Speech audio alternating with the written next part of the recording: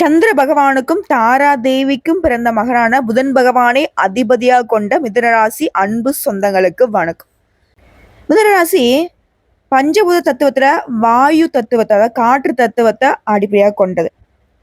இப்போ காத்து மாதிரி அலைஞ்சிட்டு இருக்கான் பாருப்பா, எங்கேயாச்சும் நிக்கிறானா பாரு அப்படின்னு சொல்லுவாங்க இல்லையா? அந்த மாதிரி ஆட்களுக்கெல்லாம் புதன் பகவானுடைய ஆதிக்கம் அதிகமா இருக்கும். இப்போ சந்திர பகவான் தாராதேவின்னு சொல்லிட்டேன். தாராதேவி யாரு தெரியுங்களா? குரு பகவானுடைய மனைவி. சந்திர பகவானுக்கு சகல வித்தைகளும் கற்றுக் கொடுத்தவர் யாரு? குரு பகவான். ஒரு சமயம் சந்திர பகவான் ஒரு விசேஷம் வந்து ரெடி பண்றாரு. அங்க வந்து குரு பகவான் அழைக்கிறாரு, வந்து நீங்க சிறப்பிச்சு கொடுக்கணும்னு சொல்லிட்டு. அப்ப தன்னால போக முடியாதனால, இப்ப நம்ம வீட்டுல வந்து என்ன பண்ணுவாங்க, கல்யாணத்துக்கு போக முடியலக்கா, அப்பா போக முடியலக்கா, அம்மா அனுப்பிச்சிடுவாங்க இல்லையா? அந்த மாதிரி குரு பகவான் அனுப்பிட்டார் தன்னுடைய மனைவி என்ன பண்ணாங்க, வந்த வேகத்துல சந்திர பகவானை பார்த்து சந்திரபாவுடைய அழகுல மயங்கி, நான் வந்து திரும்ப போக மாட்டேன், நான் உங்க கூடயே வாழ்ந்துக்கிறேன் அப்படிங்கிற மாதிரி, அந்த மாதிரி இணைவின் காரணமா பிறந்தவர் தான் யாரு? புதன் பகவான். இதனால புதன் பகவானுக்கு என்ன பண்ணாக்க, சந்திர பகவானையும் பிடிக்காது, குரு பகவானையும் பிடிக்காது. ஸோ 2 பேரையும் பிடிக்காதுன்னா, தனிப்பட்ட முறையில தனித்துவமா தனக்கான வித்தைகளை, தனக்கான யுக்திகளை, தன்னுடைய வாழ்க்கைக்கு என்னென்ன தேவையோ எல்லாத்தையும் தன்னால சுய முயற்சியால கத்துக்கிட்டு நவகிரகங்கள்ல ஒரு பதவியை அடைஞ்சவர் புதன் பகவான். அதை பத்தி பேச போனா அது வந்து வேற மாதிரி போகும். ஸோ இதனால தான் நான் சொல்றேன், புத்திசாலித்தனம் அப்படிங்கிறது புதன் பகவானுக்கு உரிய மாதிரி. புதன் பகவானை அதிபதியை கொண்ட மிதுன ராசிக்காரனும் அப்படித்தான். யாருடைய தயவுதாட்சணையும் பார்க்கவே மாட்டான். யார்கிட்டையும் அந்த கூழ கும்பிடு போடுறது, சைன்சை காட்டிக்கிறது, இதெல்லாம் சுத்தமா பிடிக்காது. ரொம்ப புத்திசாலிங்க. தனக்கு என்ன தேவையோ தன்னால முடியுங்கிறதுல தன்னம்பிக்கை, தைரியம் கொண்டவங்க. எப்பேற்பட்ட இக்கட்டான சூழ்நிலையும் தன்னால முடியுங்கிறதுல நம்பிக்கை கொண்டவங்க. புத்திசாலித்தனம், அறிவு, கற்பனை அதிகம். ஒரே நேரத்துல பல விஷயங்கள்ல ஆர்வம் வரும். ஆனா என்னன்னா, இந்த புத்திசாலிங்களுக்கு மனசு வந்து பார்த்தீங்கன்னா அமைதிப்படாது. முட்டாள்களை வந்து ரொம்ப சந்தோஷமா இருப்பாங்க இல்லையா? மிதுனராசி அப்படி இருக்க முடியாதுல்ல. ஒன்று யோசிக்கும், திருப்பி இன்னொன்று யோசிக்கும். மனசு வந்து இவங்களுக்கு அமைதியே படாது. எளிதில் சிந்தனை மாறும். பேச்சு திறன் அதிகம், சமூக உணர்வு அதிகம். எல்லாரும் நல்லா இருக்குன்னு நினைக்கக்கூடியதும் இவங்களே தான். இந்த புத்திசாலித்தனம், பகுத்தறிவு, சின்ன சின்ன விஷயம் கூட ரசிக்கக்கூடிய தன்மை, பேச்சு, பொது வந்து இந்த மிதுனராசிக்காரங்க ஆசிரியர், எழுத்தாளர், பேச்சாளர் இந்த மாதிரியான அமைப்புல அதிகமா இருப்பாங்க. அதே போல வியாபார யுக்தி சூப்பரா வரும். இந்த வியாபார நுணுக்கத்துல இவன் அடிச்சதுக்கு ஆள் இல்லைன்னு சொல்லுவாங்க இல்லையா? அந்த மார்க்கெட்டிங்ல வந்து கொடி கட்டி பறப்பாங்கன்னு சொல்லுவாங்கல்ல, பிசினஸ் மேக்னெட் சொல்லுவாங்க. இதெல்லாம் வந்து பெரும்பாலும் மிதுனராசிக்காரங்களுக்கு ஈஸியா வரக்கூடிய இந்த கைவந்த வித்தை அப்படின்னு சொல்லுவாங்க இல்லையா? அது இவங்களுக்கு தான் பொருத்தமா. அதே போல கலை, இலக்கியம், இசை, வியாபாரம் இந்த துறைகள்ல சிறந்து விளங்கக்கூடிய பாங்கு இவங்களுக்கு இருக்கு. அதே மாதிரி ஒரு விஷயத்த ஈஸியா கத்துப்பாங்க. போதும்பா நம்ம கத்துக்கிட்டது அப்படின்னு நினைக்க மாட்டாங்க. புதிய புதிய விஷயங்களை தேடி தேடி கற்கக்கூடிய ஆர்வமும் இவங்களுக்கு அதிகம். அதே போல எந்த சூழ்நிலையுமே நம்மளை பாதிக்காத வண்ணம் தங்களை சீரமைத்து வாழ்வதில் கெட்டிக்காரங்க. ஓ, மிதுன ராசிக்காரர்களுக்கு இப்படிப்பட்ட ஒரு குணம் இருக்கு, இவங்களுக்கு புதன் பகவான் அதிபதியா இருக்கிறதுல இவ்வளவு விஷயம் இருக்கானுங்கிறத இத்தனை நாளும் உங்களுக்கு தெரியாது இல்ல? இப்ப தெரிஞ்சுக்கோங்க. குறிப்பா உங்களை மற்றவங்க எடை போறது உங்களுக்கு சுத்தமா பிடிக்காது இல்லையா? உங்களை யாரும் கேள்வி கேட்கக்கூடாது, அதுவும் உங்களுக்கு பிடிக்காது. கேள்வி கேட்கக்கூடிய இடத்துல நீங்க தான் இருக்கணும், பதில் சொல்ல வேண்டிய இடத்துல மற்றவங்க இருக்கணும். இதுதான் வந்துட்டு மிதுனம் பெரும்பாலும் நினைக்கும். ஆனா அதுக்குன்னு மிதுனராசிக்காரன் வந்து பார்த்தீங்கன்னாக்க அட்டியூடு காட்டுறவங்க, அதிகார தோரணை கொண்டவங்க அப்படிலாம் நினைக்க முடியாது. எல்லாத்தையும் ஈஸியா பழகக்கூடியவங்க. தான் தான் அறிவாளி, எனக்கு தான் எல்லாமே தெரியும், அப்படிப்பட்ட ஆட்கள்லாம் கிடையாது. தனக்கு தெரிஞ்சதை 4 பேருக்கு பயனுள்ளதா செஞ்சுட்டு போயிடுவாங்க. ஸோ இப்படிப்பட்ட மிதுனத்திற்கு தலைப்பு பார்த்துருப்பீங்க. 30 ஆண்டுகளுக்கு பிறகு கொடிகட்டி பறக்கூடிய யோக அமைப்புல செப்டம்பர் 9ஆம் தேதியிலேருந்து நான் சொல்லக்கூடிய விஷயங்கள்லாம் இயல்பாக நடக்க போகுது. இது வந்து அடிச்சு சொல்றேன் அப்படின்னு சொல்றேன். ஒரு சிலர் வந்து பார்த்துருக்க, என்னம்மா நீ அடிச்சு சொல்ற, நான் தான் உங்களை அடிக்கணும் அப்படின்லாம் ஒரு சிலர் பேசுறீங்க. ஏன் அடிச்சு சொல்றேன் அப்படின்னு சொல்றேன்னா, இந்த நம்முடைய பேச்சு வழக்குல வந்து அழுத்தம் திருத்தமாக சொல்றேன், இது உண்மை, இதெல்லாம் நடக்கும் அப்படின்னு சொல்லக்கூடிய சூழ்நிலையை உணர்த்தக்கூடிய வார்த்தை தான் இந்த அடிச்சு சொல்றேன் அப்படிங்கிறது. இப்ப ஒரு சிலர் சொல்லுவாங்க இல்லையா, இப்போ சத்தியம்ப்பா, உண்மைப்பா அப்படின்னு சொல்லுவாங்க இல்லையா? அந்த வார்த்தைக்கான அர்த்தமா இதை எடுத்துக்கோங்க. இப்ப இந்த பதிவு அப்படிங்கிறது நீங்க எப்படி நல்லா இருக்க போறீங்க அப்படின்னா, இப்போ மிதுன ராசிக்காரர்களுக்கு இந்த செப்டம்பர் மாதத்துல சனி பகவான் மற்றும் சூரிய பகவானுடைய இணைவின் காரணமா நவ பஞ்சம ராஜயோகம் உருவாக போகுது. நவ அப்படின்னாக்க 9, பஞ்ச அப்படின்னாக்க 5, 9ஆம் பாவம் மற்றும் 5ஆம் பாவம். ஜோதிட ரீதியா சொல்லுவோம் இல்லையா, 5க்கு உரியவன் 9க்கு உரியவன் 2 பேரும் ஒரு கட்டத்துல இணைவதனால இந்த அரிய ராஜயோகம் உருவாகி இருக்கு. பொதுவா சனி பகவானுக்கு என்ன குணம்? இப்ப உங்களுக்கு ஒரு குணம் இருக்கும், எனக்கு ஒரு குணம் இருக்கும். நாம 2 பேரும் சேர்ந்து ஒரு வேலையை செய்யறோம் அப்படின்னா அந்த இடத்துல எந்த மாதிரி அந்த வேலை வந்து சிறப்பா நடக்கிறதும் இல்ல அந்த வேலை ஒட்டுமொத்தமா நல்ல விதத்தில் நடக்காம போறதுக்கும் வாய்ப்புகள் இருக்கு. ஆனா 30 ஆண்டுகள் கழித்து சனி பகவானும் சூரிய பகவானும் சேர்வதனால, புரியுதுங்களா, மிதுன ராசிக்காரர்களுக்கு யோகம் தாங்க. இப்ப சனி பகவானை பொறுத்த வரைக்கும் 9ஆம் பாவம் அப்படிங்கிறது பாக்கியஸ்தானம். கர்ம சோதனைகள், ஆன்மீக வளர்ச்சி, பித்ருகளுடைய ஆசீர்வாதம், இதுல சனி பகவானை வழிபாடு செய்தினாக்க சோதனைகள் எல்லாமே குறையும். அதே போல சூரிய பகவான் 3ஆம் பாவம், சகோதர பாவம். உங்களுக்கு வந்துட்டு சொல்றேன், துணிச்சல், ஆத்ம வலிமை, தலைமைத்துவம் இது எல்லாத்துக்கும் உரியவர். சூரிய பகவான் வழிபாடு செய்தினாக்க புகழ் உண்டாகும். இந்த நவபஞ்ச ராஜகம்ங்கிறது சனி பகவான், சூரிய பகவான், குரு, செவ்வாய், புதன் ஆகிய 5 கிரகங்கள் நல்ல நிலையில் இருக்கிறப்போ உயர்ந்த பதவி, அரசாங்க அதிகாரம், செல்வாக்கு, வெளிநாட்டு வாய்ப்புகள், அறிவு வளர்ச்சி. ஸோ ஒட்டுமொத்த மிதுன ராசிக்காலுக்கு இந்த நவபஞ்ச ராஜயோகம்ங்கிறது பெரிய புகழ் செல்வத்தை கொடுக்கூடிய அமைப்புல நிக்குது. இப்ப சனி பகவான்னா யாருங்க?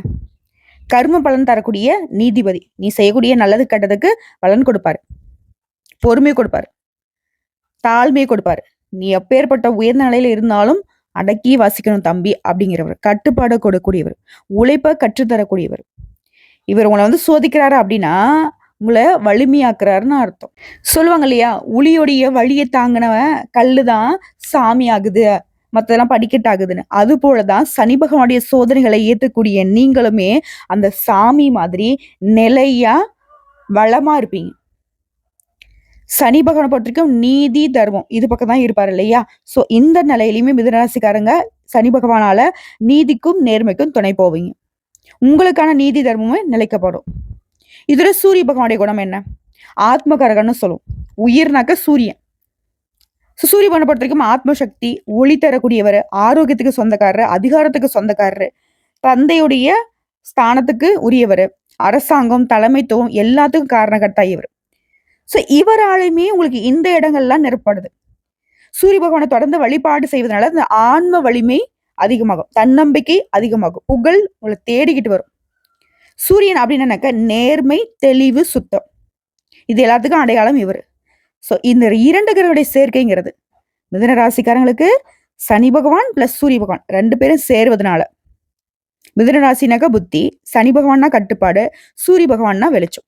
இந்த 3 சேர்ந்தா வாழ்க்கையில புத்திசாலித்தனமும் உழைப்பும் வெற்றியும் ஒரே நேரத்தில் உங்களுக்கு வரும். சோதனைகளுக்கு பிறகு மிகப்பெரிய முன்னேற்றம் கிடைக்கும். வெளிநாட்டு வாய்ப்புகள், அரசார்ந்த பணிகள், அறிவு அடிப்படையிலான வியாபார வளர்ச்சி, ஆன்மீகம், பக்தி அதிகமாகும்.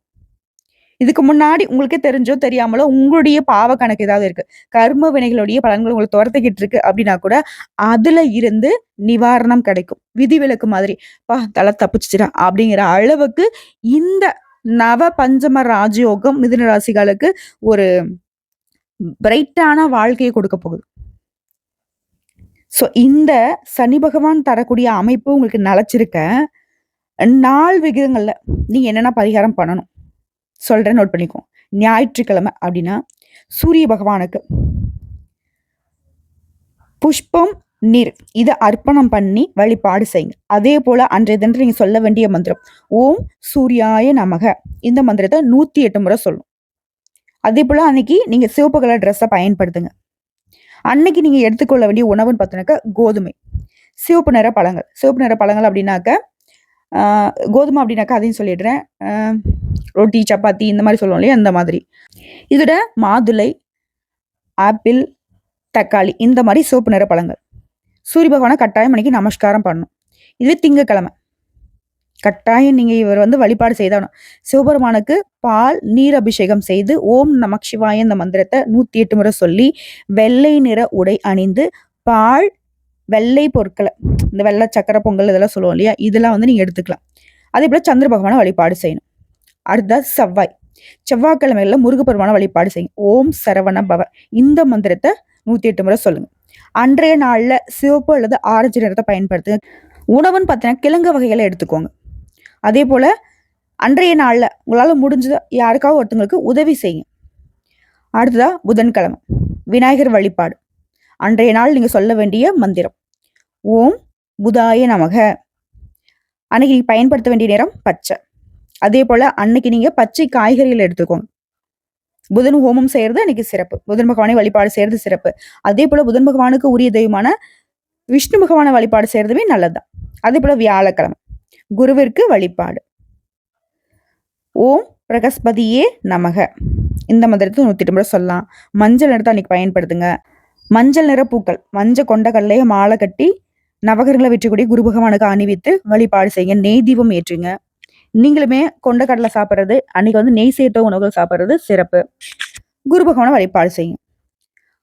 இதுல வெள்ளிக்கிழமை தேவி வழிபாடு. மகாலட்சுமி தாயோட அன்னை நாள்ல வழிபாடு செய்யறது இன்னும் சிறப்பு. ஓம் மகாலட்சுமி தாயே போற்றி போற்றி. அதே போல அன்னைக்கு நீங்க அணிய வேண்டிய நிறம் வெண்மை நிறம், இளஞ்சிவப்பு இதெல்லாம் வந்துட்டு மகாலட்சுமி தாயாருக்கு ரொம்ப பிடிக்கும். அன்றைய தினத்துல நீங்க உண்ண வேண்டிய உணவுன்னு பார்த்தீங்கன்னாக்கா பால் பாயசம் சாப்பிட்றது, வெண்மை நிறத்திலான இனிப்பு வகைகளை எடுத்துக்கிறது வந்து அன்னைக்கு மகாலட்சுமி தாயோடைய அனுகிரகத்தை மேம்படுத்தும். அதே போல பசும்பால் தானம் பண்றது சிறப்பு. இதோட சனிக்கிழமையில சனீஸ்வர பகவான வழிபாடு செய்யணும். எள்ளெண்ணெய் தீபமேற்றி வழிபாடு செய்யணும். ஓம் சனீஸ்வராய நமக இந்த மந்திரத்தை 108 முறை சொல்லும். அன்றைய நாள்ல நீங்க பயன்படுத்த வேண்டிய நிறம் கருப்பு, கரு நீல நிறம். அதே போல நீங்க எடுத்துக்க வேண்டிய உணவு எள், உளுந்து, நெல்லிக்காய். இதுல வந்து சனீஸ்வர பகவானுக்கு ரொம்ப பிடிக்கும். இது சாப்பிட்றப்ப அவர்கிட்ட வந்து உங்களுக்கு கருணை தரிசனம் கிடைக்கும். அதே போல திருநள்ளாறு தரிசனம் அன்னைக்கு நல்லது சனிக்கிழமைகள்ல. இது இல்லாம அனுதினமும் மிதுன ராசி செய்ய வேண்டிய ஒரு வழிபாடு மற்றும் சொல்ல வேண்டிய மந்திரம்னு கேட்டினாக்க ஓம் புதன் பகவானே போற்றி போற்றி இந்த மந்திரத்தை தினமும் சொல்லும். அதே போல சூரிய பகவான வழிபாடு செய்யறதுமே மிதனத்திற்கு சிறப்பு தான். ஏன்னா இவரை பொறுத்த வரைக்கும் சந்திர பகவானை பிடிக்காது. ஸோ ஒருத்தங்களை பிடிக்கல அப்படின்னாக்கா அவங்களுக்கு அப்படியே ஆப்போசிட்ல இருக்கிற இன்னொருத்தரை வந்து பிடிக்கும். அது இயல்பான ஒரு ஈர்ப்பு. ஸோ சந்திர பகவானை பிடிக்கல அப்படின்னாக்க சூரிய பகவானை அவருக்கு ரொம்ப பிடிக்கும். ஸோ சூரியனும் புதனும் ரொம்ப ரொம்ப பக்கத்தில் இருக்கக்கூடியவங்க. இதனாலே வந்து புதன் பகவானை அதிகவதியை கொண்ட மிதுனராசிக்காரங்க ரொம்ப வந்து பார்த்தீங்கன்னாக்க உஷ்ணம் சம்மந்தப்பட்ட பிரச்சனைகள் அதிகமாக வந்துட்டு இருக்கும். அடிக்கடி வந்து சூடு பிடிக்கிறது இந்த மாதிரி விஷயங்கள் நடக்கும். ஆரோக்கிய பிரச்சனை பெரும்பாலும் உடல் உஷ்ணமா இருக்கும். சரிங்களா? ஸோ உங்களை பொறுத்த வரைக்கும் அதிகமாக நீர் எடுத்துக்கணும். ஓகேங்களா? தண்ணி வந்து அதிகமாக குடிக்கணும். இதோட சூரிய பகவானுடைய வழிபாடு, புதன் பகவானுடைய வழிபாடு இது உங்களுக்கு அதீத நன்மையை ஏற்படுத்தும். இப்போ 9ஆம் பாவம் அப்படின்னா மிதுனராசிக்கு 9ஆம் இடம்ங்கிறது ஆன்மீகம், தெய்வ அனுகிரகம், அதிர்ஷ்டம், கல்வி இதை குறிக்கூடிய இடம். இங்க சனி சூரியன் இங்க வந்து ரொம்ப நல்ல நிலையில இருக்கிறதுனால வெளிநாட்டு பயணம், உயர்கல்வி, தெய்வ ஆசீர்வாதம் கிடைக்கும். ஆன்மீகத்துல வளர்ச்சி பெறுவீங்க. பித்ருக்களுடைய பாவம் ஏதாவது இருக்கு, முன்னோருடைய சாபம் ஏதாவது இருக்குன்னா கூட இந்த யோகத்தினால அதுல வந்து நிவாரணம் கிடைக்க போகுது. சரிங்களா? அதே போல 5ஆம் பாவம் புத்திர பாவம், புத்திஸ்தானம். குழந்தைகளுடைய அறிவு, கலை, காதல் இது எல்லாத்தையும் சுற்றக்கூடிய இடம். சனி பகவானை பொறுத்த வரைக்கும் சோதனை கொடுப்பாரு. சூரிய பகவானை பொறுத்த வரைக்கும் உங்களுக்கு ஆதரவு கொடுக்காரு. குழந்தைகளுடைய முன்னேற்றம், குழந்தைகளுடைய கல்வி, கலை, யோகாசனம், ஆன்மீக வளர்ச்சி இது எல்லாமே மேம்படும். இதோட தினசரி மிதுனராசிக்காரங்க தியானம் பண்றது, யோகா பண்றது அவசியம். ஒரு செடியை நட்டு இல்லை ஒரு மரத்தை வந்து பராமரிக்கிறதெல்லாம் உங்களுக்கு நல்லது. அதே போல கல்விக்கு உதவி பண்றது உங்களுக்கு புண்ணியத்தை அதிகப்படுத்தும். திரும்பவும் சொல்றேங்க, இந்த நவபஞ்சம ராஜயோகம்ங்கிறது மிதுன ராசிக்காரர்களுக்கு சனி உங்களை சோதிப்பாரு, சூரிய பகவான் உங்களுக்கு ஒளி கொடுப்பாரு.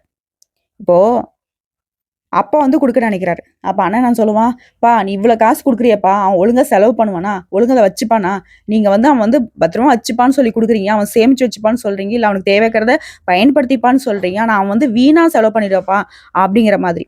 சனி பகவான் வந்து நமக்கு அண்ணன் மாதிரி நமக்கு வந்து தடை போட்டே இருப்பாரு. ஆனா சூரிய பகவான் என்ன பண்ணுவாரு, அப்பா மாதிரி வள்ளி கொடுப்பாரு. ஸோ சூரிய பகவான் ஒளி தராரு, நம்முடைய சனி பகவான் நம்மளை சோதிப்பார். சனி பகவான் தரக்கூடிய சோதனை அப்படிங்கிறது உங்களுக்கு ஆதரவை மேம்படுத்துங்கிறத புரிஞ்சுக்கோங்க.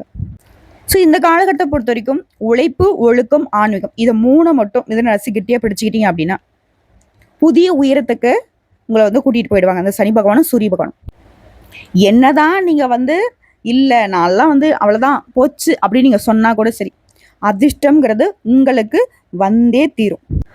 என்னதான் நீங்கள் கதவை சாத்திட்டு சும்மா படுத்துட்டாலும் சரி, கூரிய பிச்சுக்கிட்டு கொட்டக்கூடிய அளவுக்கு ஏதாவது ஒரு வகையில் பணம் வரும், வாய்ப்பு வரும், அதிர்ஷ்டம் வரும். நீங்கள் நல்ல நிலைக்கு வர்றது உறுதி.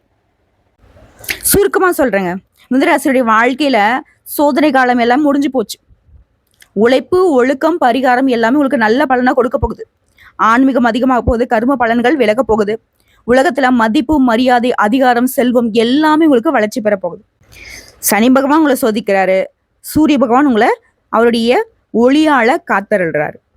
ஸோ இவங்களால குடும்பம் மற்றும் உறவுகள் எப்படி இருக்கும் அப்படின்னா, குடும்பத்தை பொறுத்த வரைக்கும் அமைதி அதிகமாகும். பிள்ளைகளுடைய கல்வி, திருமண வாழ்க்கை, உறவு எல்லாமே நல்ல பாதைக்கு போகும். பழைய மனவேதனைகள் எல்லாமே விலக போகுது. குடும்ப உறவுகள் வலுவா இருக்க போகுது. இதையடுத்து வேலை மற்றும் பணவரவு பார்ப்போங்க. சனி உங்களை உழைப்பாளியா மாத்துறார். சூரியன் உங்களை ஒரு லீடரா மாத்துறாரு. தலைமைத்துவத்தை ஆளக்கூடிய நிலையில புதிய பொறுப்புகள், பதவிகள், பெரிய வேலை வாய்ப்புகள் உங்களை சேரும். பணம் மெதுவாக வரும், ஆனா நிலையான செல்வம் கிடைக்கும். சிறு வியாபாரிகள் கூட பெரிய வியாபாரம் செய்யக்கூடிய அளவுக்கு உங்களுக்கு வளர்ச்சி கிடைக்கும். எல்லாமே சாத்தியம்.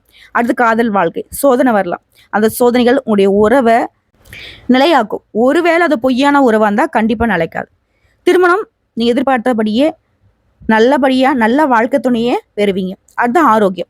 சனி பகவானுடைய பார்வையால மூட்டு வலி, முதுகு வலி, மன அழுத்தம்லாம் வரதுக்கு வாய்ப்பு இருக்கு. ஆனா இவர் தரக்கூடிய இந்த ஆரோக்கிய குறைபாடை சூரிய பகவான் சரி செய்யறார்.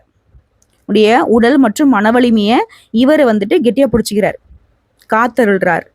இப்போ அம்மா அடிச்சாலும் இல்லை அப்பா அடிச்சாலும், அம்மா அடிச்சா அப்பா காப்பாத்துவார், அப்பா அடிச்சா அம்மா காப்பாத்துவாங்க. அந்த மாதிரி ஒரு பாதுகாப்புன்னு வச்சுக்கோங்களேன். உங்களை பொறுத்த வரைக்கும் உங்களுடைய பழக்க வழக்கம்ங்கிறது தினசரி சூரிய பகவான் நமஸ்காரம் பண்ணணும், யோகா செய்ய பழகிறது ரொம்ப அவசியம். உங்களுக்கான பரிகாரம் மற்றும் கோவில்கள் சொல்றேங்க.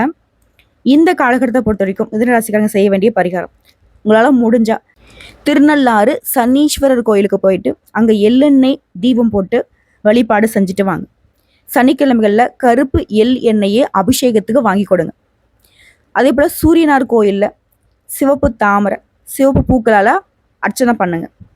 இதுல பசு மாட்டுக்கு பசும்புல், எள்ளெண்ணெய், நெல்லிக்காயை தானம் கொடுங்க. முன்னோர்களுக்கு தர்ப்பணம் செய்யறது ரொம்ப அவசியம். அவங்களுடைய ஆசீர்வாதமும் உங்களுடைய ஒட்டுமொத்த வாழ்க்கைக்கும் மேம்பாடை ஏற்படுத்தும்.